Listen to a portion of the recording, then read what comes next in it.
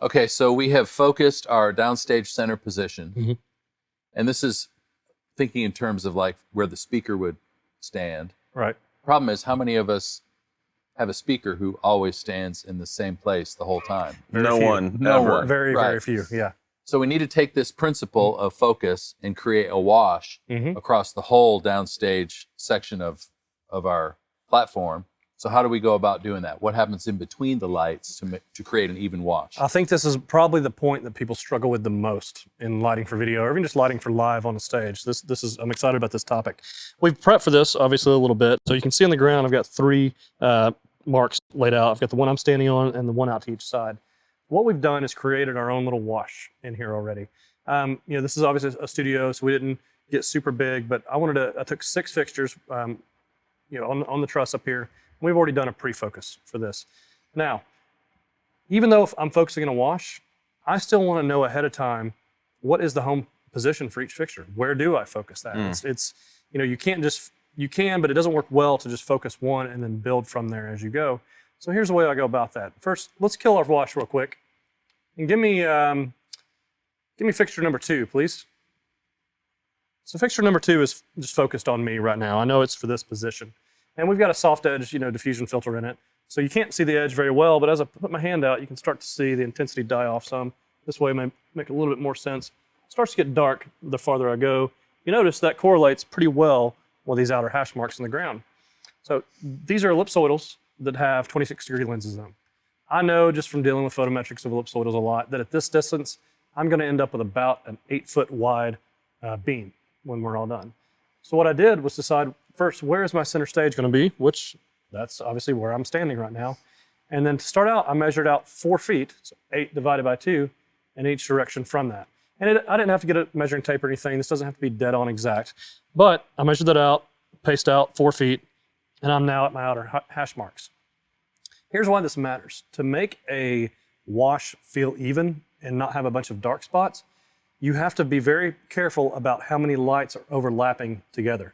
If I have a light that's a little bit off so that as I'm walking across, here I have 2 lights hitting me, and then here for some reason I have 3, and then I go back to 2, that's how hot spots are created.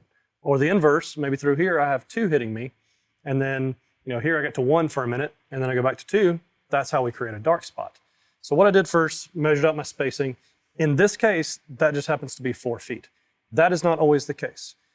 If you don't know the photometrics for your light, the way to figure that out would be just turn one light on, and when it's in the right position, and measure how wide it is. Generally, we want the center of the next set of lights to be at the edge of the set of lights before it. Okay. Does that make sense? So you have 6 lights, but 3 positions. Right. And only one of those lights is on right now. On right me. But on this position, there are 2 lights on me. We've talked about 3-point lighting a little bit. So this is the 2-point front lighting aspect of that. Even though I'm creating a wash, every spot along that wash, I'm making sure I have 2 main lights hitting me. In reality, the way I did this particular one, we're going to have 4 lights hitting me in almost every location. We'll get to that a little bit more here in a second. But go ahead and add in fixture 5 with this, please. So this is the counter. This is the other side. I'm sure you can see on video. So this is coming from your left, right? Whereas the first one was coming more from your right. Exactly. So about 45 degrees up and about 45 degrees out, I've got 2 lights hitting this position. We can kill those for a second. Now give me fixtures 1 and 4, please. Move over to my next hash mark. That's the position for here. And I'm sure you can figure out where we're getting with this. We go to, what would it be, 2 and 6? That's the position for this. Now, what's a little hard to see right now, go ahead and give me the full wash back up.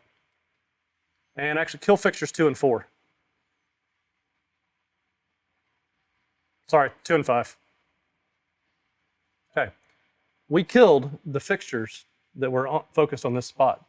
Am I still lit? Yes. Yes. That's because these fixtures and these fixtures are aligned just right to overlap perfectly on me.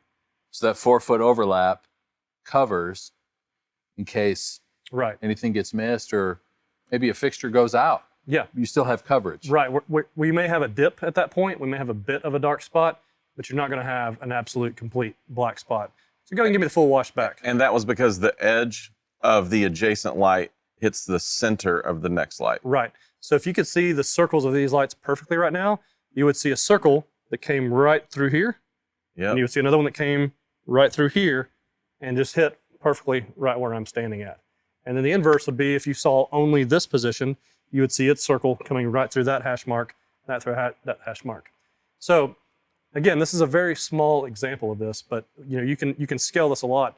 One issue you're always going to have with this is as you start getting towards the outside, the amount of fixtures hitting that outside position is going to decrease. So even just looking at my hand, and we'll go into kind of focus mode here, you can see the intensity on my hand. As I start going farther out, right here, it's going to start dropping off because we went from having several lights hitting us through here in all positions to, at the end, you're only getting those 2 lights that are focused on those outer ends. Because the outside lights, their circle, the far left and rights are only that fixture. Exactly. So the way to get, the way to handle that is I will usually give my speakers and presenters a hash mark of this is as far as we need for you to go. And it's not all the way out to the absolute edge of the light. In this case, this would be out to here. The last point we have the same amount of Full lights coverage. focused on. Yeah. This is just fall off and fade out. In a couple situations where we can't do that, I end up having to have special fixtures on the outside just for that last little bit that we need to cover to get it lit at the same as everything else. But if you give them a wide enough berth, as a speaker, when you're on stage, you can kind of feel when you start to fall out of it. So they'll generally catch themselves.